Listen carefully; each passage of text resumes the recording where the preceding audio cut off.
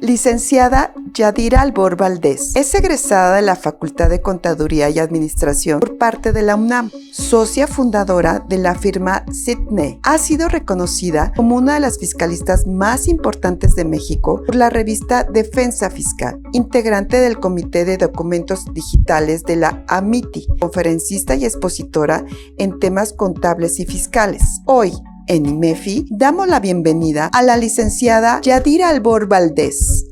Hola, ¿qué tal, mis queridos amigos y colegas? Es un placer saludarles un año más en este evento de reformas fiscales. Y pues bueno, después de la jornada del día de ayer y el mediodía que llevamos de hoy, pues estamos a punto de cerrar este evento y a mí me tocó, como siempre, platicarles del pan nuestro de cada día, que es hablar del CFDI, pero quisiera darle otra connotación a todo lo que ayer vimos y aterrizarlo un poquito más, y por eso es que yo les voy a hablar de estos comprobantes falsos. Vamos a hablar de las modificaciones que va a tener otros temas del CFDI y por ahí algo del RFC que también vamos a ver. Así es que sin mayor preámbulo vamos a aprovechar porque el tiempo apremia.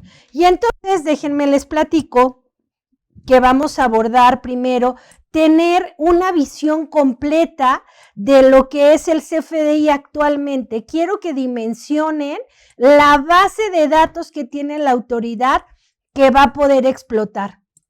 Vamos a hablar de las modificaciones que tuvo el Código Fiscal de la Federación en torno al CFDI 4.0. ¿Cuáles son esos datos sensibles que hoy en día la autoridad puede determinar cómo es nuestra operación a partir de estos datos? Vamos a platicar de estos comprobantes falsos, pero cómo lo vamos a llevar día a día en nuestra operación. Y vamos a ver una diferencia entre el 69B y el 49 bis que ha sonado tanto estos últimos días. Vamos a hacer sugerencias acerca de cuáles son los checklists que tengo que tener en mi empresa para tener la materialidad de las operaciones. Por supuesto que vamos a hablar de las nuevas restricciones de sellos que tengo que estar muy atenta, cuáles son las multas que van a venir modificadas para este 2026 y vamos a hablar un poquito acerca de los cambios en el artículo 27 referente al RFC. Y bueno, para mí es muy importante que nosotros como contribuyentes entendamos que hoy en día el CFDI es la principal herramienta de recaudación que tiene el SAT y las estadísticas lo dicen, desde estas estadísticas donde vamos viendo cómo va creciendo la recaudación. ¿O qué tal esta otra donde podemos, estas estadísticas que están en las diapositivas, ustedes las pueden consultar directamente en la página del SAT?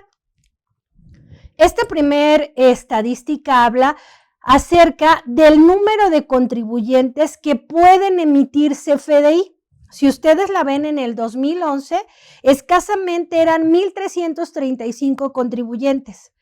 Para septiembre del 2025 somos más de 13,303,000 contribuyentes que tenemos firma electrónica, que tenemos tramitados sellos y que podemos emitir comprobantes, pero ustedes están de acuerdo que en una empresa pues puede ser que tenga una firma y tenga unos sellos, pero ¿cuánto de su personal no emite comprobantes?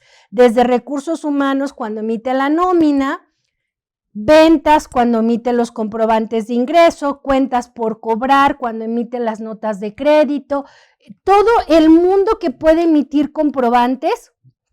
No es estos 13 millones, son quizá duplicado, triplicado el número de personas que están emitiendo comprobantes. Eso me lleva a la siguiente estadística donde ustedes van a ver que solamente de entre el 2005 y el 2010, que fue cuando empezó todo esto electrónico, se emitían 1,133 millones de comprobantes en un lapso de 5 años.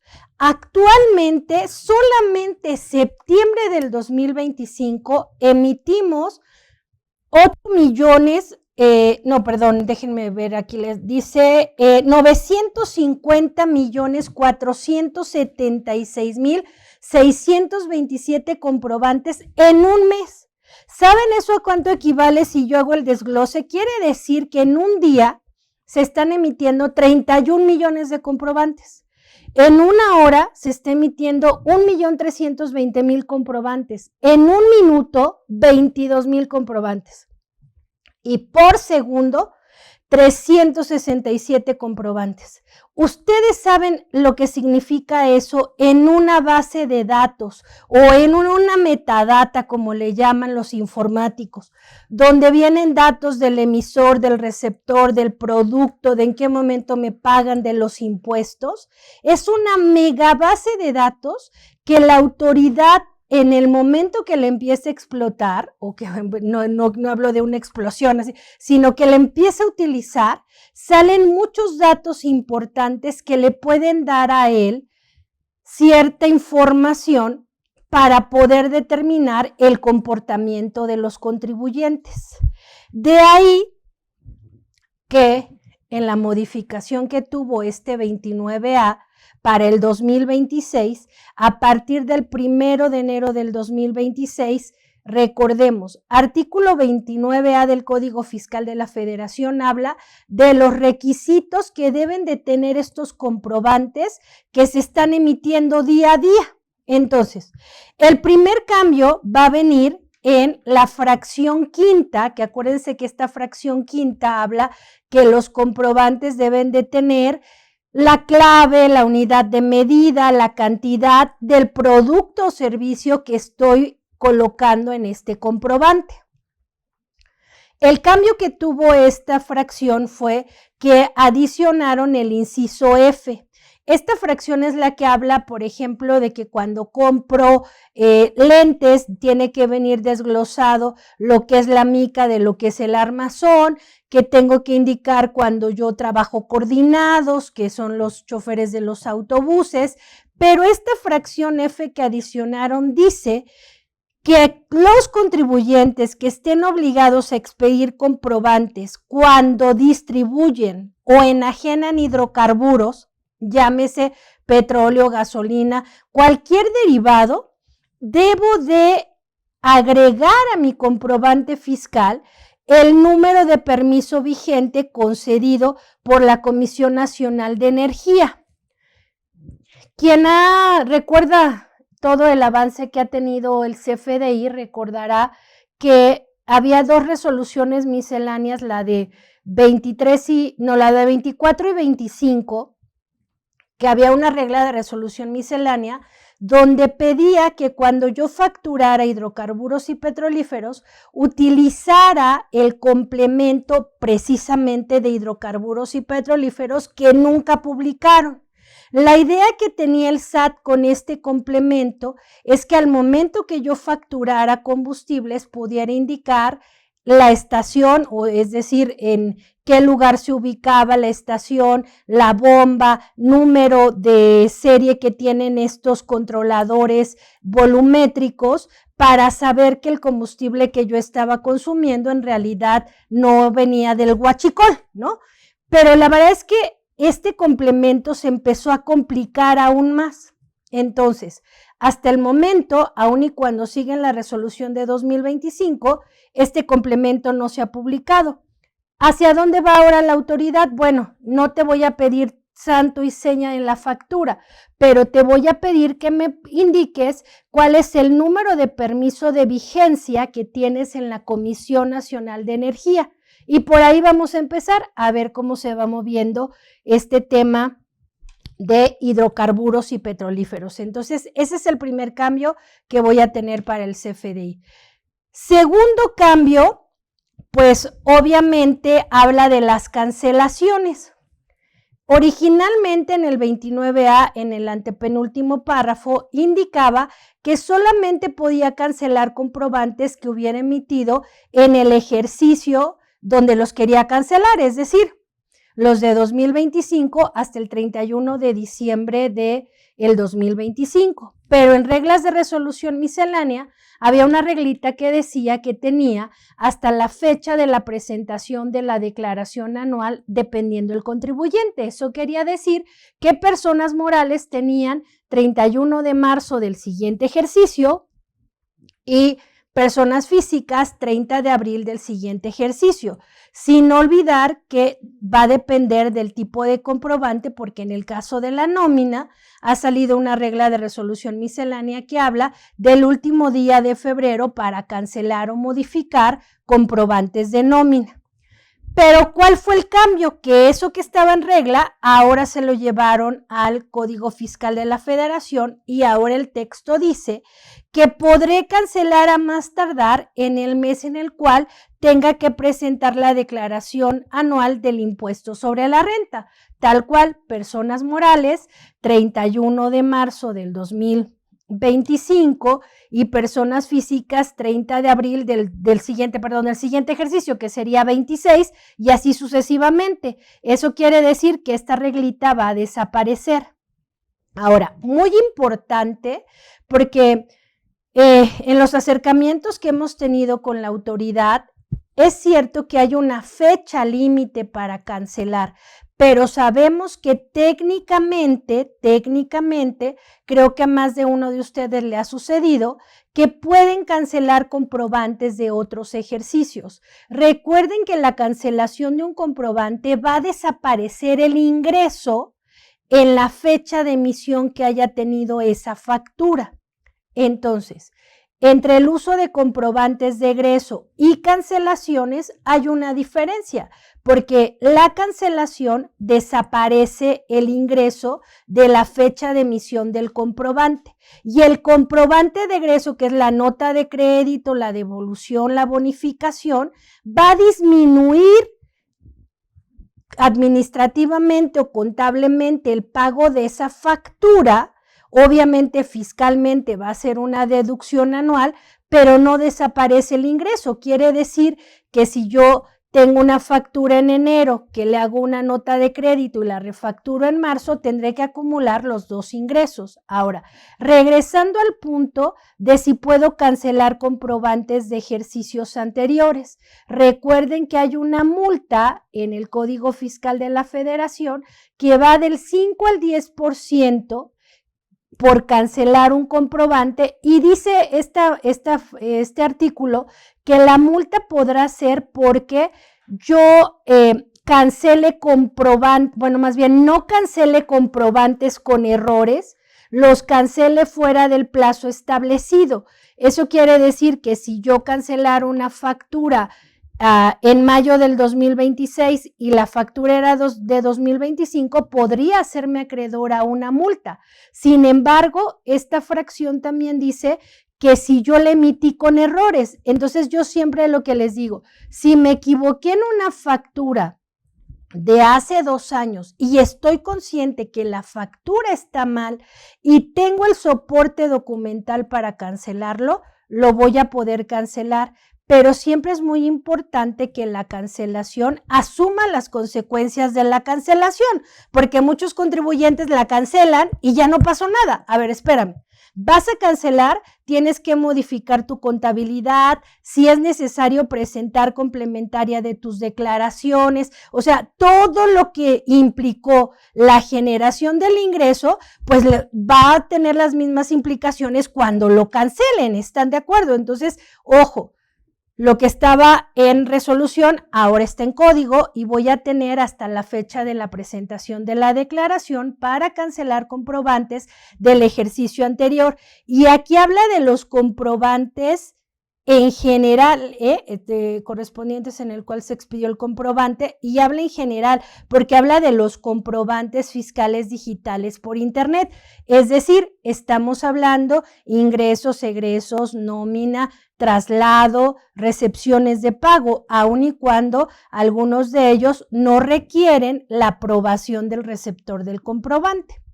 Por ahí, quien tenga dudas, recuerden que en el mes de enero vamos a volver con el diplomado de todo lo que tiene que ver con CFDI y ahí vamos a revisar esto de manera muy detallada. Pero bueno, llegamos al cambio que a todos nos ha tenido con incertidumbre, que es que se considera un CFDI falso.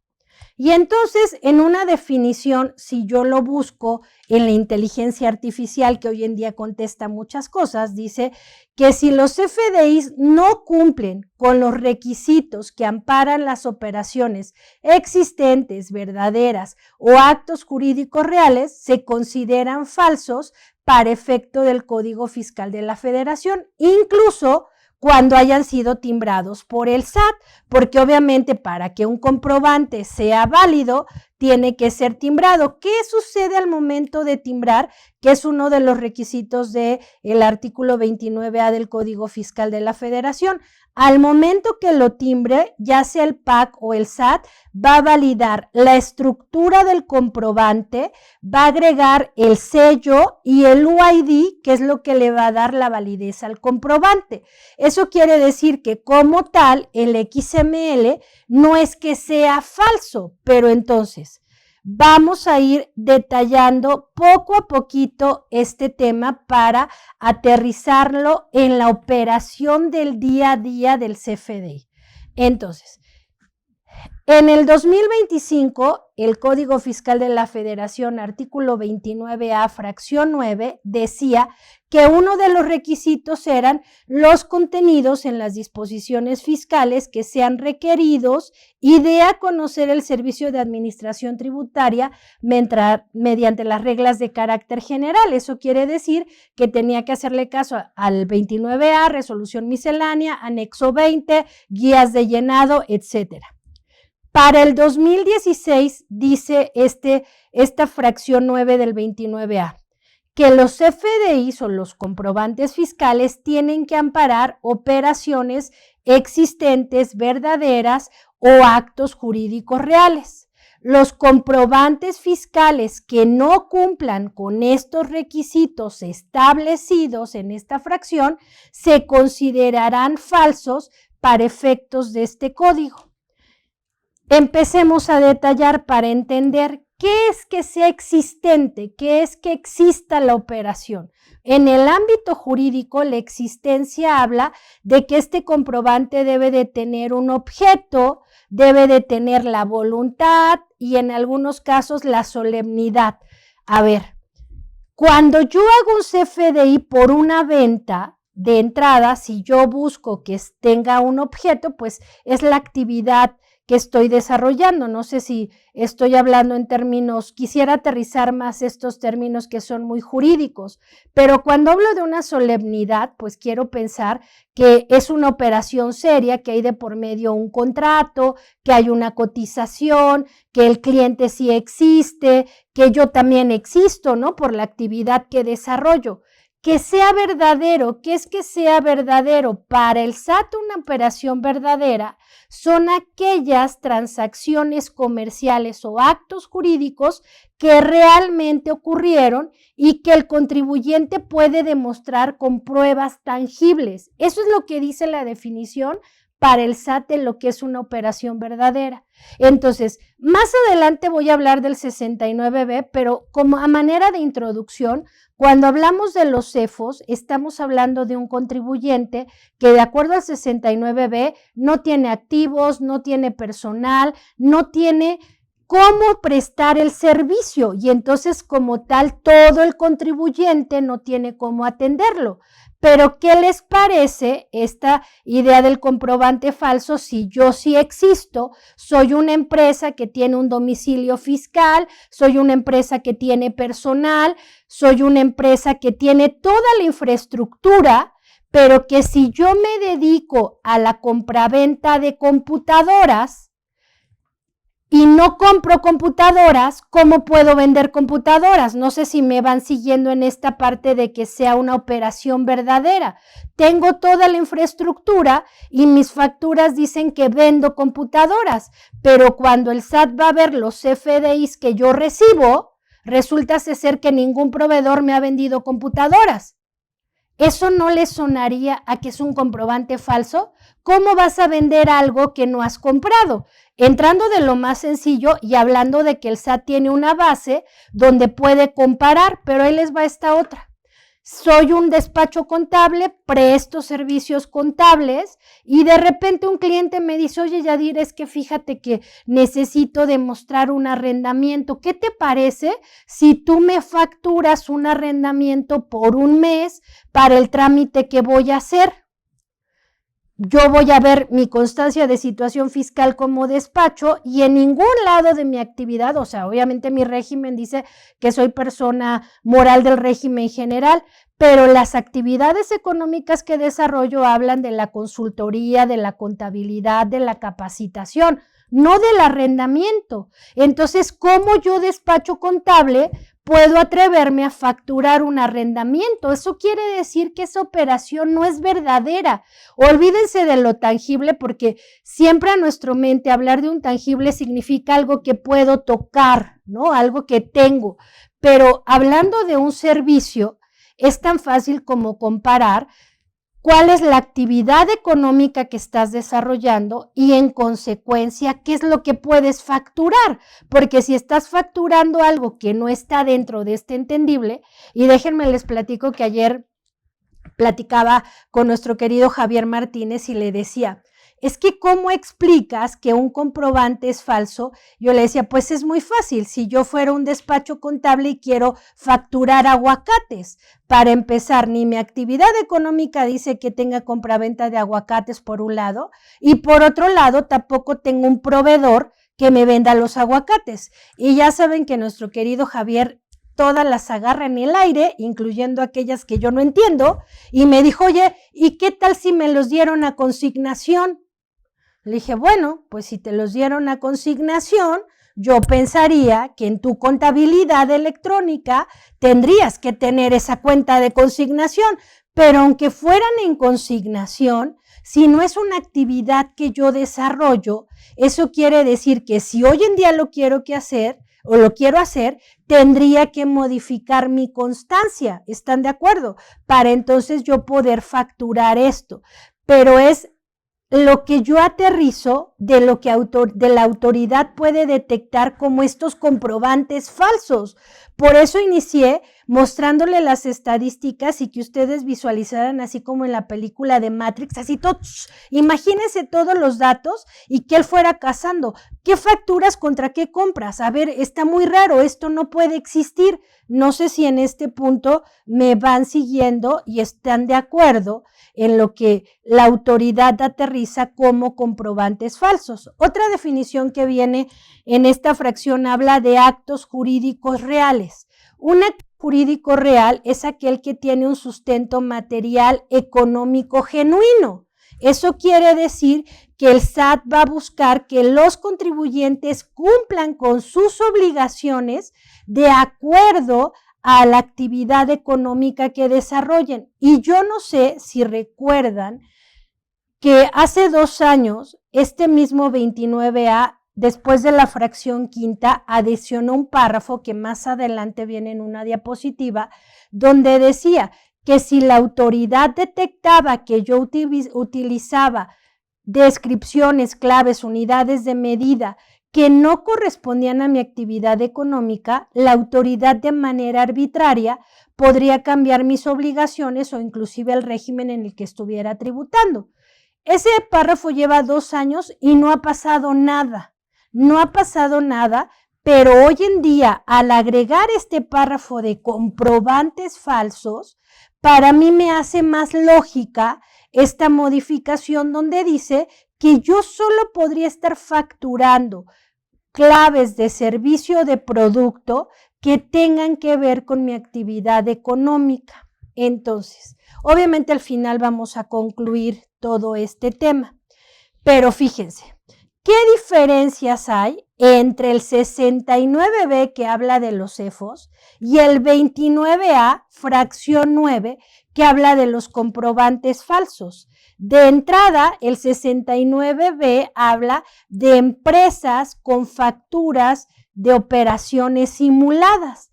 ¿Por qué la autoridad dice que las operaciones son simuladas? Porque estas empresas no tienen activo, no tienen personal, no tienen infraestructura, no tienen la capacidad material para presentar servicios, productos, comercializar o entregar los bienes, o porque no están localizados.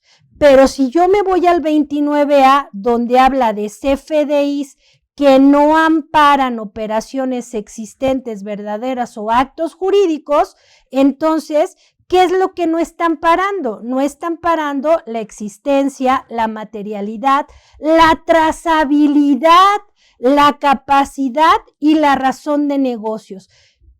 Aquí apareció una nueva palabra, trazabilidad. Oye, yo veo que tú emites 100 comprobantes al mes, pero tus estados de cuenta, que ya sabemos que no hay secreto bancario, reflejan 10 depósitos. ¿Dónde está el resto del dinero? ¿Dónde está esa trazabilidad en tu contabilidad? ¿Dónde está que yo le pueda dar seguimiento a esta operación que realizaste? Y déjenme decirles que nadie ha hablado del tema, pero contabilidad electrónica no ha desaparecido. Y yo he hecho mucho énfasis, quien me ha escuchado en otras pláticas, que el siguiente nivel de conciliación, comparación, cruce de información va a ser la contabilidad electrónica. Pero pues obviamente todavía van a explotar un poquito más el CFDI a través de encontrar cómo es que un contribuyente está realizando comprobantes, no haciendo operaciones, no diciendo que, por ejemplo, hizo un tapanco y se lo contrató una empresa que ni albañiles tiene, ¿no? Esa es una operación simulada porque tengo un comprobante de un proveedor que no tiene cómo darme el servicio, pero el comprobante falso sería, y vuelvo a poner un ejemplo de una auditoría que me tocó hacer, una fábrica de dulces. Cada factura que le hacía a su cliente le cobraba la clave de flete.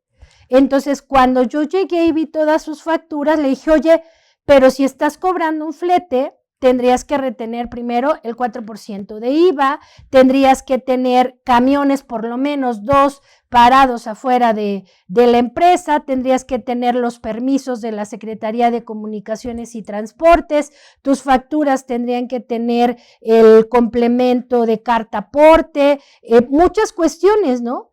Las pólizas de los seguros. Y ella me dijo, no, es que en realidad yo no lo mando, yo voy con el fletero que está enfrente de la fábrica, le contrato el servicio y le cobro al cliente el flete. Yo le decía, pues ese comprobante está teniendo algo que en realidad está siendo falso, ese comprobante, porque tú no das el servicio de flete. Y era una empresa que tenía 50 trabajadores, estaba localizado. Sí me van siguiendo en esta parte de diferenciar entre lo que es un EFO y un comprobante falso. Pero entonces fíjense cuáles son todos esos datos sensibles que estamos colocando en el CFDI que la autoridad pudiera explotar para poder determinar si mi operación es falsa o no es falsa. De entrada, el emisor del comprobante, ¿qué es lo que coloca en el CFDI? Su RFC, su nombre, su domicilio y su régimen fiscal. Hablando del RFC y del nombre, la autoridad lo puede conciliar o validar con la constancia de situación fiscal para identificarlo. Pero el domicilio fiscal, la autoridad pide que yo coloque el código postal de la sucursal o establecimiento donde se está llevando a cabo la operación. Entonces, si yo en realidad estoy en México y le pongo un código postal de Guadalajara, pues aunque tenga empleados, aunque tenga todo, yo no estoy en Guadalajara. Quiere decir que ahí la autoridad pudiera decir, oye, ¿y cómo que haces operaciones en Guadalajara si yo no tengo ninguna alta de sucursal? ¿Están de acuerdo conmigo? El régimen fiscal que yo le pongo cuando emito la factura le va a decir a la autoridad cómo pago los impuestos, porque el régimen va a marcar esta parte del cálculo de los impuestos. Cuando yo recibo un comprobante, el receptor del comprobante, ¿qué datos lleva? El RFC y el nombre, que nuevamente vuelve a ser la identificación, y el código postal, la localización. Esto sí lo puedo validar, o el PAC o el SAT lo puede validar de la constancia de situación fiscal. Pero el régimen fiscal y el uso de CFDI, ¿qué le dice a la autoridad? El régimen fiscal le va a decir qué puedo deducir. Prueba de ello es que el uso de CFDI tiene que ir acorde al régimen fiscal del receptor. Ejemplo claro, una persona moral no puede tener usos de CFDI de deducciones personales, pero una persona física, excepto reciclo, sí puede tener uso de CFDI de deducciones personales, pero entonces el receptor le dice al SAT que puede deducir y el uso de CFDI le va a decir qué está deduciendo, qué es lo que el contribuyente va a descontar para llegar a la utilidad que va a pagar el impuesto. Si es un gasto general, si es una inversión, tendría que depreciarse. Todos estos temas le están dando a la autoridad la información para poder entender la operación. Y entonces imagínense que yo estoy en el poblado de Chinconcuac, que hace mucho que no voy, ¿verdad? Y de repente en mis deducciones personales tengo un viaje a Dubái, al menos que no vaya yo a vender allá mis gabanes, pues no tendría por qué ser parte de mis deducciones un viaje. Entonces, bajo ese contexto, yo lo que entiendo es que la autoridad va a poder saber qué es lo que estoy recibiendo, qué actividad me está generando y en qué lo estoy gastando para poder determinar si la operación es verdadera, es real y es un acto jurídico que se está llevando a cabo con todo lo que pide la autoridad. Siguiente dato que ya les había platicado es la clave del producto o del servicio, porque esta clave le va a decir a la autoridad la actividad económica del contribuyente, el sector o segmento, la actividad comercial que estoy desarrollando, así como me va a permitir tener los elementos para demostrar la materialidad, porque de acuerdo a lo que diga el comprobante, va a ser cómo lo voy a poder soportar. ¿Están de acuerdo? No es lo mismo la materialidad de una computadora que la materialidad del servicio contable. Va a depender de esta clave el cómo pueda yo darle ese soporte documental a mi operación para saber que es verídica y es real. Y aquí es donde yo traía a colación esta fracción quinta que se modificó hace 2 años, donde dice la fracción quinta que los CFDIs deben de tener la cantidad, la unidad de medida, la clase del bien o servicio, mercancía o descripción, ¿no? De acuerdo a los catálogos que publica el SAT. Y acto seguido viene este párrafo donde dice que cuando exista discrepancia entre la descripción del bien o mercancía, servicio o uso o goce señalado en el comprobante fiscal digital por Internet y la actividad económica registrada por el contribuyente en términos del artículo 27 que habla del RFC, la autoridad fiscal actualizará las actividades económicas, las obligaciones de dicho contribuyente y el régimen fiscal que corresponda. Y obviamente decía, los contribuyentes que están inconformes con dicha actualización podrán llevar a cabo el procedimiento de actualización, pero en 2 años, a nadie le cambiaron las obligaciones y mucho menos alguien se quejó. Entonces, yo lo que creo que dijo la autoridad, creo que antes de cambiarlo de obligación tengo que ver si la operación que está realizando, si es verdadera en términos de a lo que se está dedicando este contribuyente. Y aquí de verdad, Porque yo siempre he dicho, estoy segura que quien está detrás de la pantalla es el contador, seguramente va a ser los auxiliares, todos los que estamos involucrados, que somos los últimos en la cadena alimenticia que recibimos la información.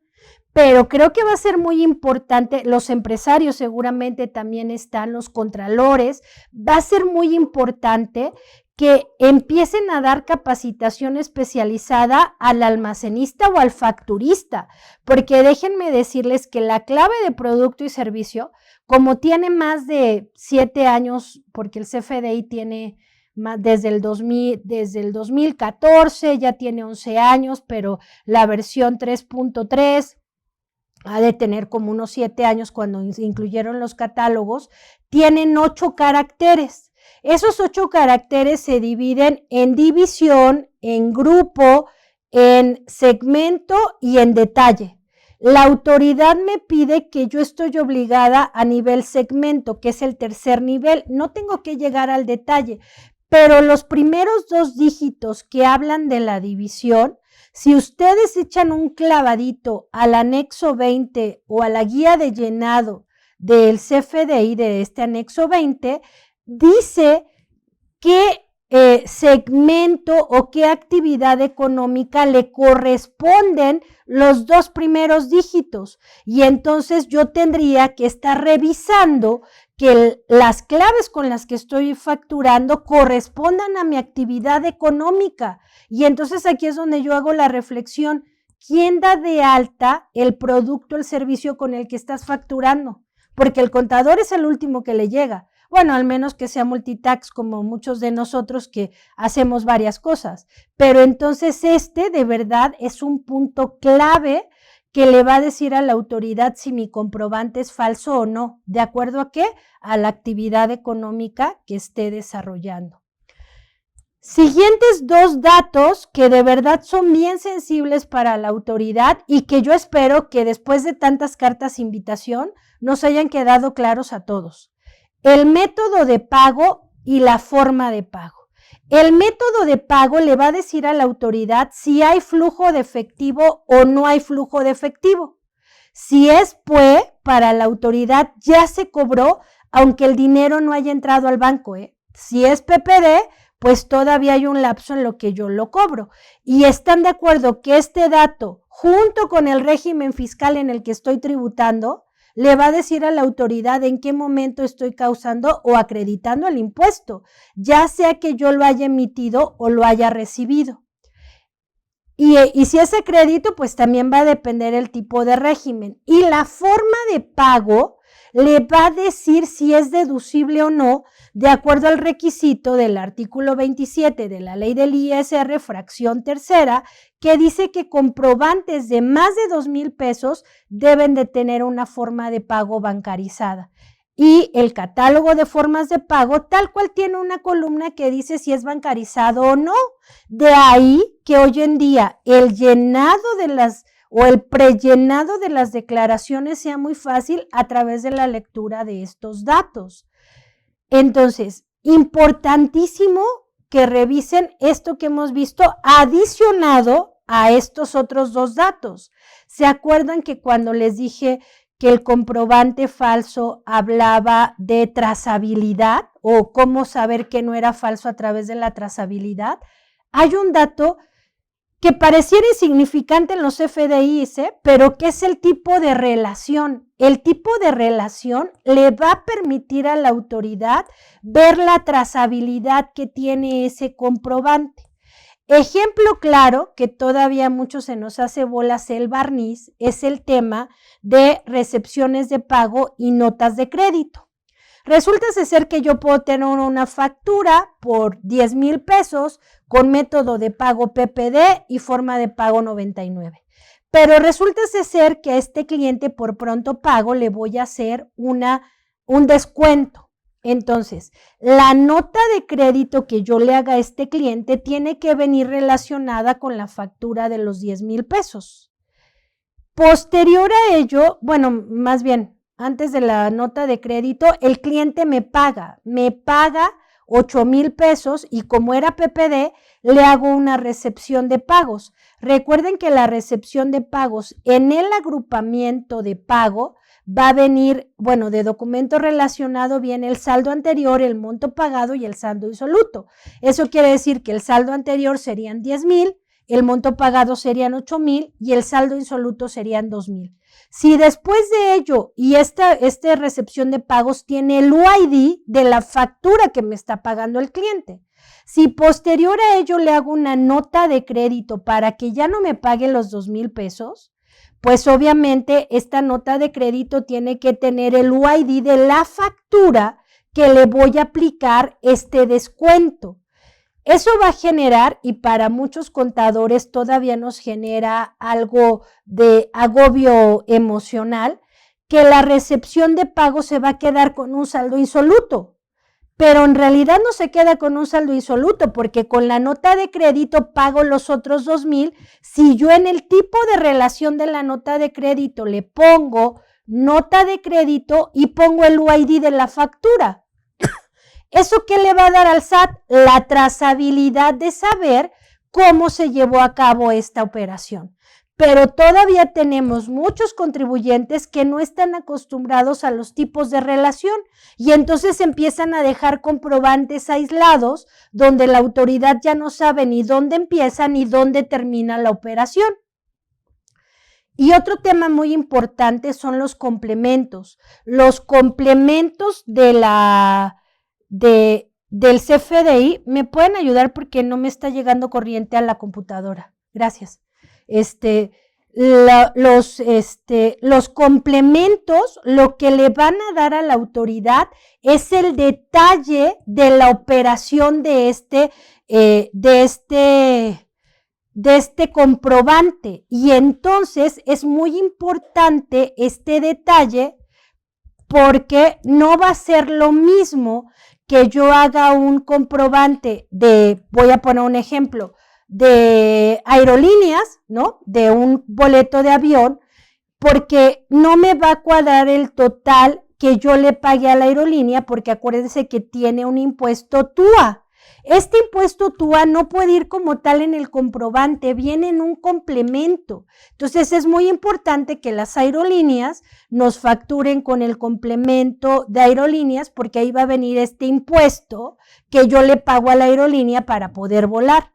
Lo mismo las colegiaturas, normalmente pasa con las personas físicas que tienen hijos en escuelas y que quieren la deducción de la colegiatura, resulta ser que la escuela no les pone el complemento de educación privada. Si no le pone ese complemento, yo no puedo hacer deducible este comprobante. Entonces, todo va de la mano y relacionado. De ahí que, por ejemplo, están de acuerdo que una escuela de natación que me quiera dar un comprobante de colegiatura, si no tiene la autorización de la Secretaría de Educación Pública, no pone el RFC, la CURP de mi hijo, pues no lo voy a poder deducir. Y entonces ustedes me dirían, ¿una escuela de natación entraría en esta deducción o sería un comprobante falso? Porque mi hijo sí va a aprender natación, sí va a la escuela.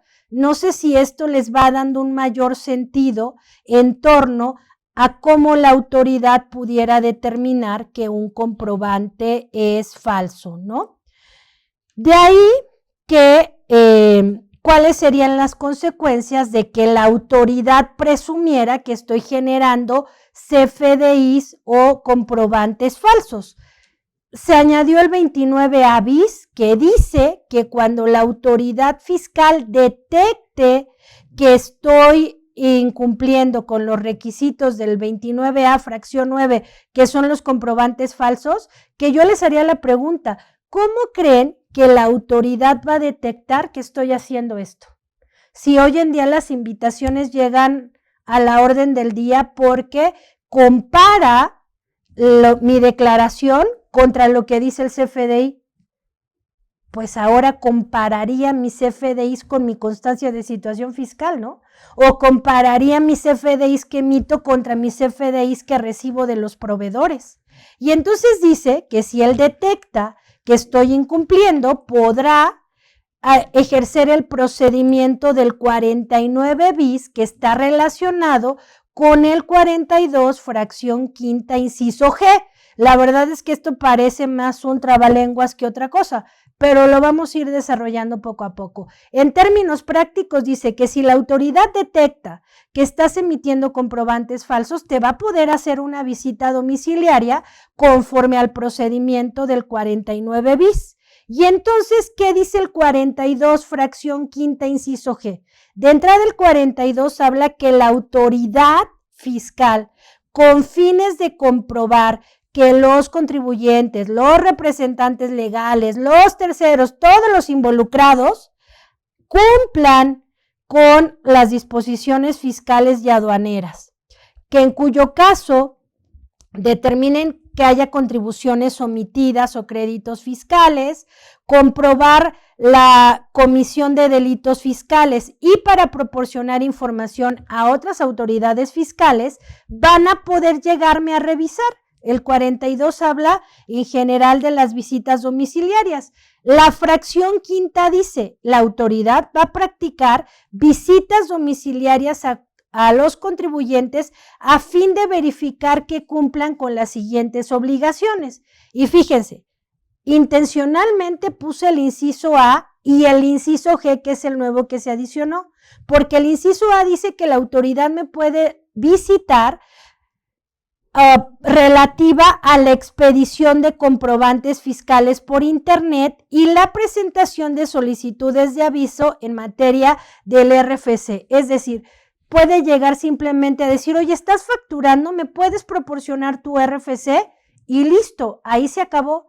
Pero si viene del 29A, fracción 9, que después es el 29A bis, entonces dice que los comprobantes fiscales amparen operaciones existentes, verdaderas o actos jurídicos reales cuando la autoridad presuma que dichos comprobantes se emitieron sin cumplir con los requisitos, es decir, que no concuerde lo que estoy vendiendo con lo que estoy comprando, por poner un ejemplo claro y que vayamos entendiendo mejor este 42, ¿no? Entonces dice, las visitas domiciliarias de cualquier inciso van a hacerse conforme al procedimiento del artículo 49, pero hablando de la visita del inciso G, el procedimiento que va a seguir la autoridad es el del 49 bis, es decir, si presume que estás emitiendo comprobantes falsos, entonces el procedimiento va a ser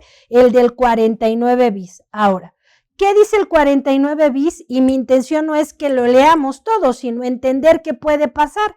Lo que puede pasar es que la autoridad presume que los FDIs no amparan operaciones consistentes con la actividad que desarrollas, entonces la autoridad va a llegar, se va a presentar y va a decir por qué motivo te está haciendo la visita.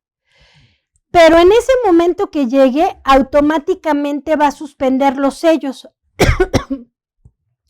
a partir de que se entregue la notificación y no se van a quedar suspendidos hasta que no se termine o se resuelva este procedimiento.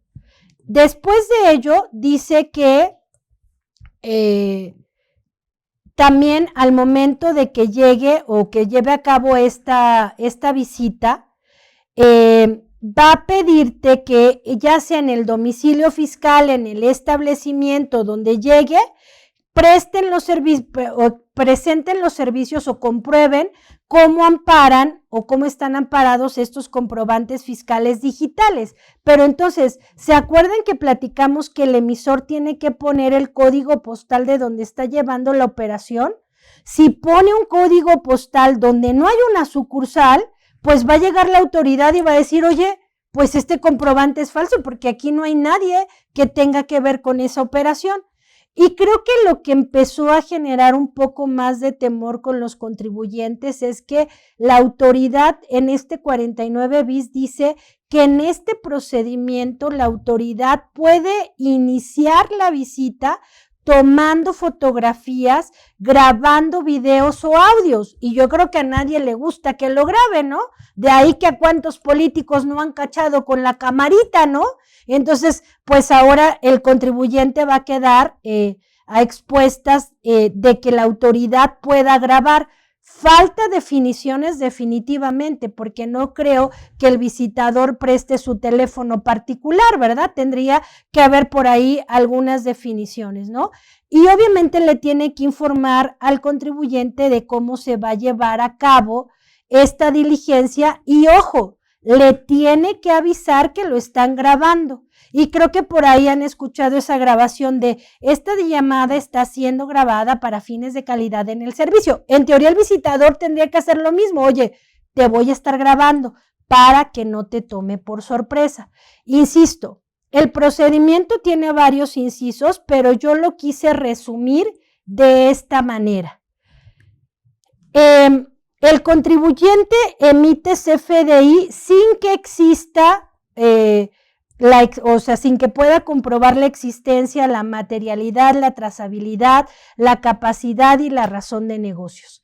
La autoridad lo presume y entonces llega la visita y cuando llegue y dé aviso, en automático suspende los sellos, puede tomar fotos y videos, tiene que asignar 2 testigos, tiene que levantar un acta que se tiene que firmar y si no se firma el acta, continúan los efectos de esta visita, O sea, aquí no se vale que digan aquí no vive, no vino, yo no sé firmar, no he ido a la escuela. De todas formas, aunque no firmen, va a seguir. Después de ello, de esa visita y de esa acta, el contribuyente tiene 5 días hábiles, aquí es importante, hábiles para ofrecer pruebas para desvirtuar las irregularidades de la emisión de los CFDIs, ¿no? Después de ello, cuando se las entrega al SAT, el SAT va a tener 15 días para emitir una resolución, donde la resolución puede ser que lo desvirtuó, que es aquí el que está festejando, y entonces en ese momento se libera todo y usted disculpe, fue un error, tiene razón, sí, usted puede vender aguacates y te libera. O no desvirtuó el contribuyente y entonces el SAT lo va a publicar dentro de los siguientes 45 días en el diario oficial. Aquí yo pienso que tendría que haber o una lista de emisores de comprobantes falsos, porque no está hablando del 69B, El 69B no se modificó, está hablando de los emisores de comprobantes falsos, en cuyo caso el contribuyente que recibe los comprobantes falsos tiene 30 días para revertir el efecto de esos comprobantes y presentar las declaraciones complementarias. Si el contribuyente presenta las declaraciones complementarias y es el receptor, ojo, a partir de que el SAT lo publica, deja de aparecer el emisor y es el receptor el que tiene que actuar.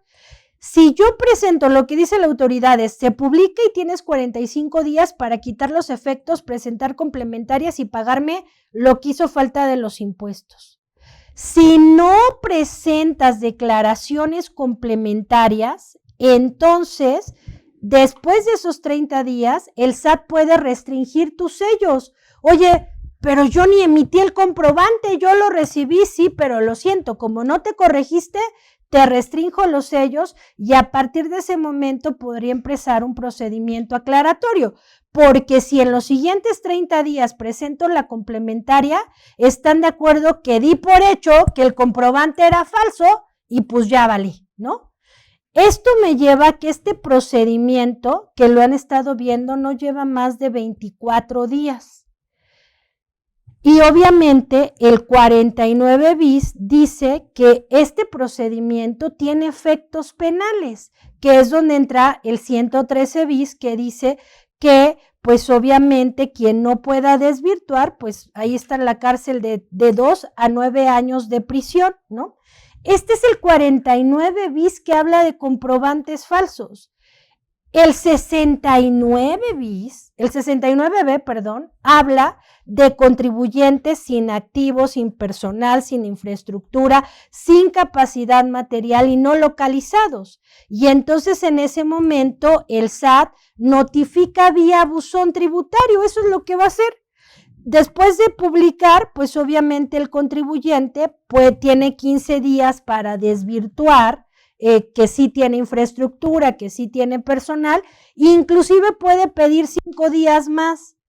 Después la autoridad tiene 20 días para revisar y, bueno, tiene 50 días, pero dentro de esos 50 hasta los 20 le puede decir al contribuyente, oye, me falta información, y el contribuyente tiene otros 10 días para aclararlo. Y si lo aclara, pues ya después de 50 días está libre de todo pecado, no entra en las listas del 69B, pero si el contribuyente no desvirtúa, que no puede comprobar activos, personal y demás, entonces la autoridad lo va a publicar en las listas negras. Pero entonces, ¿qué pasa? Este es el que emitió el comprobante, pero ¿qué pasa con el que lo recibe? El que recibe el comprobante de un EFO, lo que va a pasar es que tiene 30 días para demostrar la materialidad de la operación y después de eso, si yo lo desvirtúo y presento la materialidad, pues ya la hice, ¿no? Porque entonces mi comprobante sí va a ser deducible. Pero si el receptor de la factura no corrige o no logra desvirtuar, va a tener 30 días para corregir esas declaraciones y quitar el efecto. Pero ¿cuál es la diferencia entre el 49 y el 69? De entrada, los tiempos, ¿están de acuerdo? Porque el 69B lleva más de 110 días. El 49 bis, por muy largo que se extienda, 54 días. Los 24 para desvirtuar más los 30 para que el contribuyente obviamente pueda presentar las complementarias, el receptor del comprobante. En el 69B, el emisor no se le restringen los sellos hasta que salga la resolución. En el 49 bis, al momento que llegan, te restringen los sellos. El 69B, el receptor, una vez que se publique después de los 110 días, el receptor del comprobante va a tener 30 días para aclarar la materialidad o para presentar las complementarias y al emisor nunca le restringen los sellos. En el 49 bis, el receptor debe presentar las declaraciones en los siguientes 30 días, porque si no lo presenta, también le van a restringir los sellos por tener comprobantes falsos. Oye, no las voy a presentar y llega el día 31 y me restringen los sellos, pues entonces a partir de ese momento podré tener para demostrar la materialidad, pero por lo pronto ya no voy a poder facturar, que este es el efecto, digamos, fuerte en este cambio de ley, ¿no? Pero entonces, ¿cuál sería una recomendación para que yo tenga la materialidad de mis operaciones? De entrada, revisar mi constancia de situación fiscal para ver la actividad económica que desarrollo y validar que las claves de producto que estoy utilizando, pues obviamente sean reales.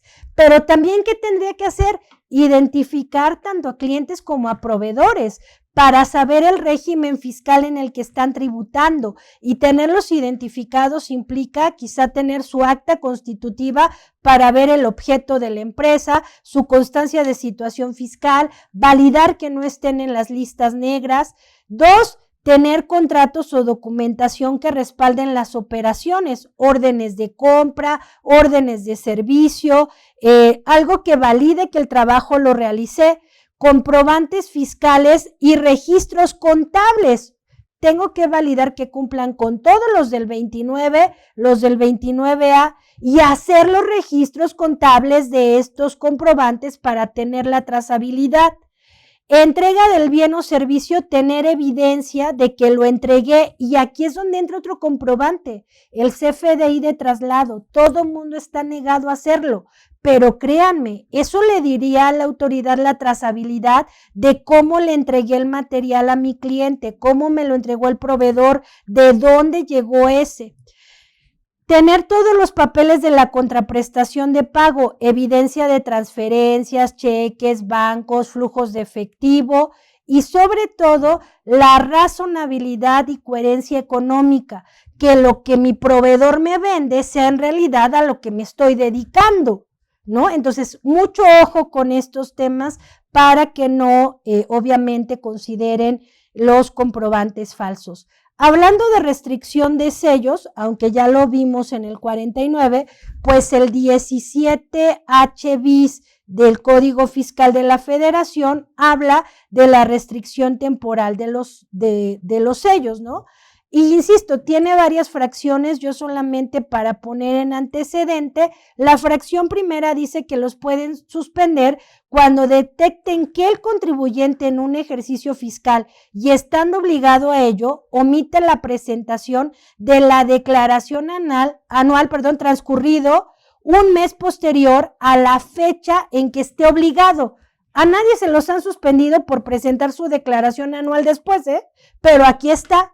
Pero esta fracción 13 que acaban de agregar dice, detectar que el contribuyente emisor del comprobante fiscal no desvirtuó la presunción de los comprobantes falsos. Y ya vimos que el que lo emite, desde que llega la visita, lo restringen y hasta que yo no aclare que en realidad estoy vendiendo eso, ¿no? Y al receptor, una vez que esté publicado este emisor, tiene 30 días para corregirse, si no, día 31 se lo restringen. Dentro de las nuevas multas está una muy interesante que no venía como multa, pero venía como una práctica indebida de facturación en el anexo 3 de la resolución miscelánea fiscal que hablaba de los criterios normativos. Y decía que era una práctica indebida de facturación el que yo obligara al receptor del comprobante a entregarme la constancia de situación fiscal o la cédula de identificación. Era un criterio normativo, estaba en resolución. Para 2026, el artículo 83 dice que es una infracción condicionar la emisión de la expedición de la factura, o sea, condicionar para facturarte la expedición de la cédula de identificación fiscal o la constancia de situación fiscal. Y ojo, porque apenas que di otra plática, uno de los asistentes me dijo, oye, Yadira, pero tú me acabas de decir que para la materialidad tengo que pedir las constancias y aquí dice que voy a tener una multa por pedirlas. Ojo, yo en mi política como empresa tengo que tener qué es lo que debe de tener el expediente de mis clientes y de mis proveedores. Pero si yo voy a la cafetería de enfrente y pido la factura por el café de 15 pesos y la que está haciendo la factura me dice, no se la expido si no me da la constancia, entonces entra esta multa, porque no forma parte de mi expediente, sino está condicionando la expedición de la factura a que yo le dé mi constancia de situación fiscal. Y entonces la multa puede ser desde los 21,420 hasta los 122,440 por obligarme a entregar mi constancia para que me expidan la factura. Y me voy a ir volando porque aquí ya me dijeron que ya hasta me estoy pasando, pero cambios en el RFC, artículo 27, fracción 11, habla de que la autoridad puede suspender o disminuir las actividades de un contribuyente cuando detecte que durante los últimos 3 ejercicios inmediatos anteriores no ha presentado declaraciones, no aparece ninguna DIOT, no ha emitido CFDIs o no ha presentado ningún aviso del RFC. Creo que esto puede ser bueno porque de repente se pierden, o sea, las suspensiones en teoría de los contribuyentes debería ser por 2 años. Aquí está diciendo, si en 3 años no das señales de vida, voy a disminuir tus actividades y tus obligaciones fiscales, lo cual estaría genial porque de repente llegan clientes que deben declaraciones desde hace 5 años. Ojalá si lo lleve a cabo. Y la fracción 13 que también se agregó dice que el SAT puede cancelar tu RFC si detecta que durante los últimos 5 ejercicios fiscales anteriores, es decir, 25, 24, 23, 22, si desde el 21 hasta el 25 no has presentado declaraciones, no apareces en ninguna DIOT, no has emitido comprobantes fiscales, no has presentado modificaciones a tu RFC y no cuentas con créditos fiscales. Eso quiere decir que tendremos que estar muy atentos y yo pienso que aquí le falta la autoridad porque recuerden que hay una obligación que a los 18 años vayas por tu RFC, pero pues el de 18 años si no trabaja y solo estudia, pues ni va a presentar declaraciones, ni va a aparecer en ninguna DIOT, ni va a emitir comprobantes. Y 18, 19, 20, hasta que termine la universidad, seguramente cuando la termine ya le habrán dado de baja el RFC, ¿verdad? Pero bueno, pues yo les agradezco, les pido una disculpa si me fui corriendo porque el tiempo apremiaba, pero yo espero que esta visión de los comprobantes falsos les dé la claridad de lo que tengo que preparar en mi empresa para que la autoridad no pueda, a través del análisis de esa metadata de CFDI que tienen, determinar que tengo o estoy emitiendo comprobantes falsos. Ahora sí, producción, dígame si hay preguntas porque tenemos 2 minutos. Hola, ¿qué tal? Contadora, muy buenas tardes. Alexis pregunta, hola, tengo una duda. Si anteriormente he tenido que cancelar CFDIs por diferencias de ingresos de años anteriores, ¿ya no podrá realizarse este procedimiento?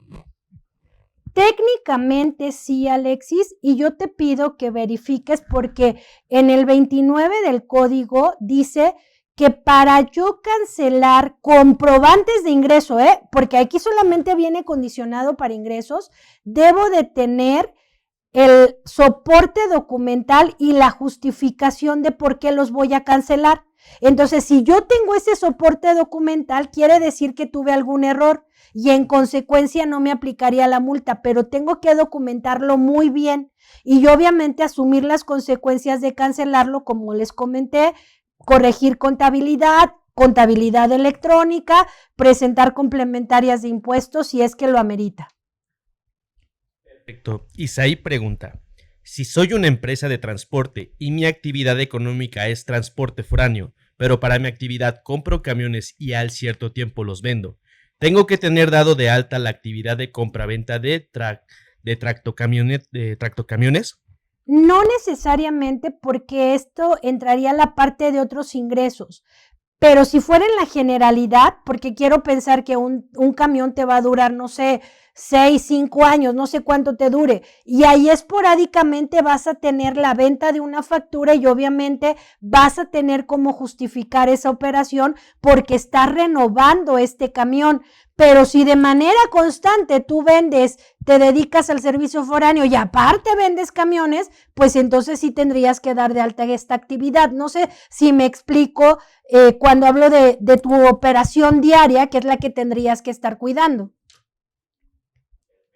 Inés Peña pregunta, ¿por qué a los FDI recibidos con forma de pago en efectivo no los reconoce la plataforma de las declaraciones, así como los FDI por construcciones o mantenimiento de edificios? No los reconoce porque no es una forma de pago bancarizada. Y acuérdate, sobre todo quiero pensar que me estás hablando de los recicos. Pero una puede ser porque si es persona moral reciclo, porque el monto del comprobante es de arriba de 2,000 pesos. Y acuérdate que el 27 de la ley del ISR dice que más de 2,000 pesos tiene que ser bancarizado. Si es menos de 2,000 pesos, sí lo puedes deducir, pero en automático el robot lo va a quitar porque es efectivo y no es bancarizado. Y en el caso de la construcción y mantenimiento, habría que revisar pues la clave de producto o inclusive el RFC del emisor, por ahí algún dato, pero si quieres me puedes escribir y podemos revisar qué es lo que está pasando en ese comprobante y por qué no lo está leyendo. Bueno, la siguiente pregunta es de Tania. Cuando llega la auditoría express y suspenden los sellos digitales, si esto pasa en un 31 de septiembre y los voy a tener suspendidos por más de 20 días, ¿cómo puedo generar complementos de pago? Como ejemplo, ¿hay manera de enviar solicitud de apertura temporal? No, hasta el momento en este procedimiento del 49B no, pero les recuerdo que hay una sección en los comprobantes que se llama operaciones por cuenta de terceros, que inclusive lo utilizan los comisionistas. Un comisionista o un cobrador de cartera puede cobrar a nombre de su cliente y acuérdense que el que emite la recepción de pago es el que cobra. Pero para que a este comisionista la autoridad no determine que ese ingreso es de él, al momento de hacer la recepción de pagos o la factura o la operación, tiene que utilizar esta sección que se llama operación por cuenta de terceros, donde tiene que indicar los datos del contribuyente, que en realidad es el que está haciendo la operación, que sería este contribuyente, ¿no? Que está en revisión. Perfecto, vamos con una última pregunta de Irma Peña. Como receptor del CFDI que detectó falso por parte del emisor y como contribuyente receptor la operación fue real, ¿cómo se desvirtúa esta situación del 49 bis? Fíjate que ahí está el problema, mi querida Irma. Sí, no me acuerdo de tu nombre, pero ese es el problema que tiene este procedimiento del 49 bis, que no me va a dejar desvirtuar hasta que transcurran los 30 días, porque lo que dice es que primero tienes que presentar las declaraciones complementarias quitando efectos estos comprobantes, pero ¿estás de acuerdo que si tú presentas complementarias, estás asumiendo que el comprobante sí fue falso y lo que tú quieres es que no sea falso? Entonces, para meter esta aclaración tendrían que transcurrir los 30 días, te tendrían que restringir a ti los sellos y en ese momento presentar la aclaración. Esa es la problemática de este 49 bis.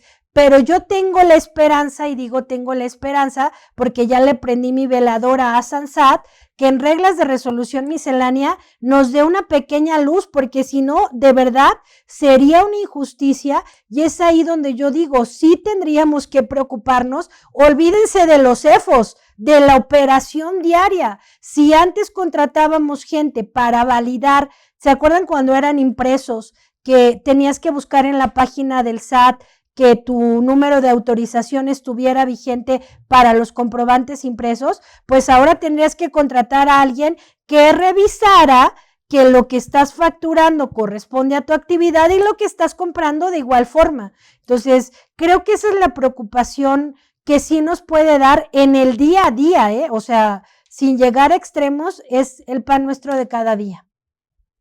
Sería todo, contadora. Muchísimas gracias. Pues un placer estar con ustedes un año más y espero verlos el próximo y todos listos porque en próximas semanas estaremos dando por aquí varios diplomados donde espero saludarlos. Nos vemos a la próxima. Chao.